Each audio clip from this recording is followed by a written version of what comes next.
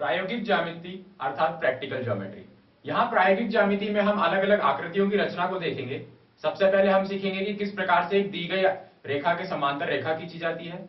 उसके बाद हम तीन अलग अलग तरीकों से त्रिभुज की रचना को देखेंगे, जिसमें हमें दी गई होगी त्रिभुज की तीनों भुजाएं। तो त्रिभुज की तीनों भुजाओं की सहायता से हम एक त्रिभुज बनाएंगे, या फिर हमें दिया जा सकता है कि त्रिभुज की दो भुजाएं दी गई हैं और केवल एक कोण दिया गया है, तो हम उसकी सहायता से भी त्रिभुज बनाएंगे। या फिर त्रिभुज के दो कोण और एक भुजा दी गई हो तो हम उसकी सहायता से भी त्रिभुज बनाएंगे।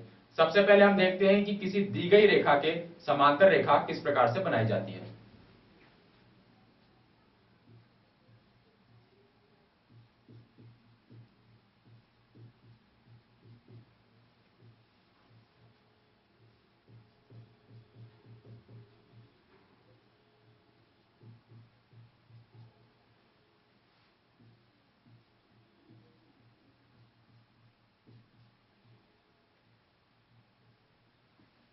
किसी दी गई रेखा के समांतर रेखा की रचना, अर्थात हमें एक रेखा यहां दी गई हो,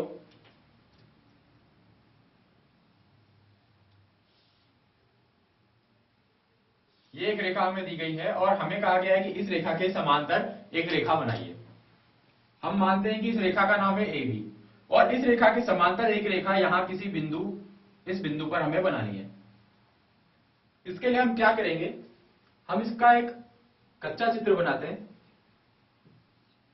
जैसा कि हम जानते हैं जब दो रेखाएं समांतर होंगी तो इसमें समांतर रेखा के कई नियम लगते हैं। ये दो समांतर रेखाएं हैं और ये एक तिर्यक रेखा है। तो हम जानते हैं कि इस तिर्यक रेखा में ये तो होंगे संगत कोण और इसके अलावा इस तिर्यक रेखा में ये कोण और ये कोण, ये दोनों एकांतर कोण कहलाते हैं।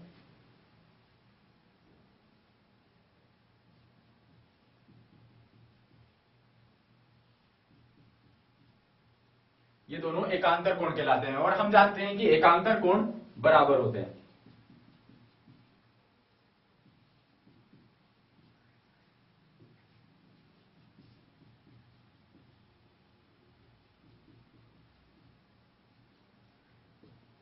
एकांतर कोण अर्थात ऑल्टरनेट इंटीरियर एंगल्स, एकांतर कोण एक दूसरे के बराबर होते हैं। तो हम ये करेंगे कि यहां पर ऐसा कोण बनाएंगे और फिर इसके बराबर का कोण हम यहां इस बिंदु पर बनाएंगे और जब वो दोनों कोण बराबर होंगे तो हम यहां पर वो रेखा बना पाएंगे। ऐसा हम कैसे करेंगे, सबसे पहले इस बिंदु को इस रेखा से मिलाएंगे। इस बिंदु को इस रेखा से हम कहीं पर भी मिला सकते हैं। हमें इस बिंदु को एक रेखा बनाते हुए इस AB रेखा से मिलाना है और वो हम कहीं पर भी इस पूरी रेखा में से कहीं पर भी मिला सकते हैं। ये जो हमने रेखा बनाई है ये इस तरह से तिर्यक रेखा का काम करेगी। अब हम प्रकार लेंगे, प्रकार को इस बिंदु पर रखेंगे। हम प्रकार को जहां पर ये रेखा इस दूसरी रेखा AB से मिल रही है उस बिंदु पर रखेंगे और यहां से किसी भी त्रिज्या का एक चाप कुछ इस तरह से हम काटेंगे। ये इस तरीके से एक चाप काटेंगे। ये चाप हम किसी भी त्रिज्या का काट सकते हैं।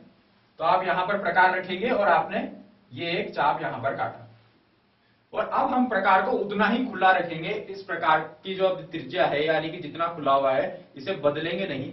जितना हमने यहां लगाया था उतना ही चाप यहां पर हम दूसरी तरफ से लगाएंगे, क्योंकि हमें एकांतर कोण बनाना है इसलिए हम इसको दूसरी तरफ से लगाएंगे।